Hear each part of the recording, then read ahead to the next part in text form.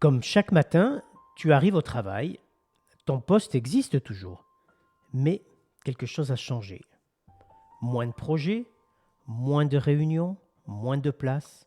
On ne t'a rien dit, mais tu le sens, l'inattendu s'installe. Que tu sois cadre, artisan, caissière, chauffeur, aide-soignante, la mécanique peut être la même. Aujourd'hui, on parle de ça et surtout de comment ne pas te laisser disparaître. Alors voici les premiers signes qui ne trompent jamais.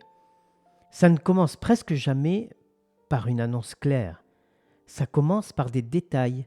Une réunion sans toi, un chantier confié à un plus jeune, une formation donnée à une nouvelle recrue, un planning modifié sans explication. Et parfois ces petites phrases qui tombent, on pensait que tu voulais lever le pied, on a remarqué que tu as l'air fatigué. Sur le papier, ton poste existe toujours. En réalité, ton périmètre rétrécit. Alors pour moi, ça a commencé par des questions. On a interrogé mes collaborateurs. On doute de ma capacité à tenir la charge. Puis, je découvre un compte-rendu de réunion où je n'étais pas invité.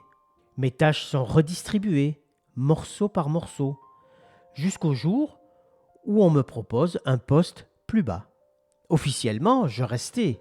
En réalité, j'avais déjà été déplacé. Et cette mécanique ne touche pas qu'un type de métier.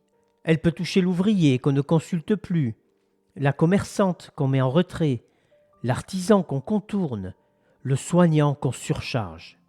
Le plus dur, ce n'est pas seulement ce qu'on te retire, c'est ce que tu te racontes. Je suis dépassé, je vois bien je gêne, on préfère les plus jeunes. Ton estime se tasse, tu doutes. Que ce soit en blouse, en bleu de travail, en uniforme ou en costume, la solitude n'a pas de statut social. Ce n'est pas de la fragilité, c'est une réaction normale à une exclusion répétée. Parfois, ce n'est pas un hasard, ce n'est pas un oubli, c'est une stratégie. On ne te licencie pas, on t'épuise. On ne supprime pas ton poste, on vide ton rôle. Les décisions se prennent sans toi, les projets démarrent ailleurs, les infos arrivent trop tard. Rien d'officiel, rien de spectaculaire, juste assez pour que tu doutes. Et à force de douter, tu envisages de partir. Pas parce qu'on t'a chassé, parce qu'on t'a usé. Ce n'est pas un simple feedback, c'est une pression silencieuse.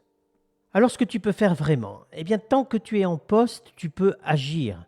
Rends ton travail visible, formalise tes résultats, demande un rendez-vous clair. Quelles sont mes priorités? Sur quels critères suis-je évalué? Et en dehors, parle à des personnes extérieures. Remets ton CV à jour. Explore d'autres options, pas pour fuir, pour retrouver du choix. Plus tu as d'options, moins tu es prisonnier. Alors oui, la mise au placard fatigue. Et quand on est fatigué, on accepte parfois un mauvais accord, juste pour que ça s'arrête. Et c'est exactement ce qui m'est arrivé. Avant de signer quoi que ce soit, regarde tes chiffres, parle à quelqu'un de neutre. Tu peux partir, mais à condition que ce soit ton choix. Ce que je voudrais que tu retiennes, eh bien, être mis au placard après 50 ans ne veut pas dire que tu es fini. Ça veut dire que tu es dans un environnement qui ne sait plus quoi faire de toi. Le déclic commence le jour où tu arrêtes de te dire « Eh bien, c'est moi le problème » et où tu te poses un simple mot « Stop ».